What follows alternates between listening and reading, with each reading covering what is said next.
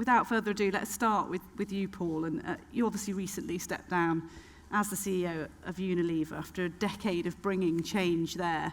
You've described how people need to feel almost fearful about what they're doing to really bring that change. Describe for me how you felt when you went in there and how you knew what you needed to do.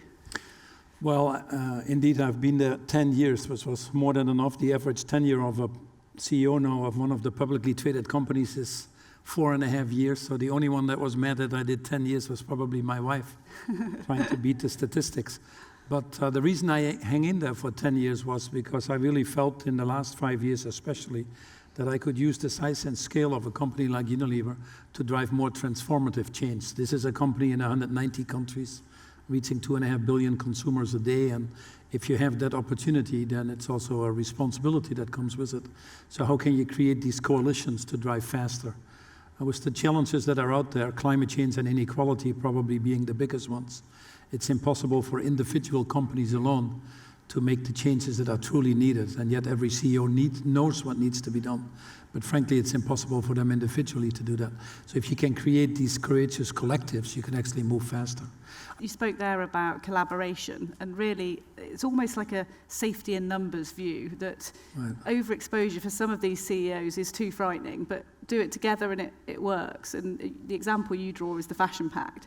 Yeah, so simple things like how can we get out of plastics when you produce plastic bottles? It's very difficult for any individual company to set up recycling systems, or how can I get to regenerative agriculture?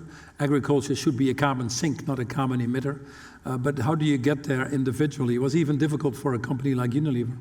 So our premise is very simple. For the next 10 years, global governance will be difficult, will not be easy. We have increased global issues, climate change, financial markets, cybersecurity, whatever you want to call it, and they're not being addressed at the speed and scale that is needed. So the private sector needs to play a key role. If you look at the Sustainable Development Goals, we have a funding gap of $2 to $3 trillion. That's not coming to come from governments, it has to come from the private sector. So how can we get at scale the private sector to put themselves behind it? Most of the CEOs in this world right now, and you saw the panels this morning, they know what needs to be done. I don't spend too much time anymore convincing people that we have an issue of climate change or inequality, for example, but they don't move at the size and scale. So our premise is very simple. We look at it by sector, that's easiest. We get the critical mass of CEOs together, about 20%, 25% of a sector, which I think in the theory of change is more or less needed to create a tipping point. We bring them together, and what we then see is you get a courageous collective, and we discuss areas that are frankly pre-competitive and move them very fast forward, hence the need to do that at CEO level. The Golden Rule is a super simple idea that is easy for people to understand. In a 2-day conference like this with very many complicated ideas, take that home and embrace it in your heart, and you will do the right thing. And you have very real examples of that happening, people having a moment of epiphany like that, if you like. Right. So when we started, so I published a book, and it promotes the idea of the Golden Rule as a motivational principle that is applicable not only to one-to-one relationships, but also to the issues of the world. So, for example, you mentioned in the fashion industry, the labor laws, labor practices. If you don't want to be a slave yourself, then you should not have slaves in your supply chain.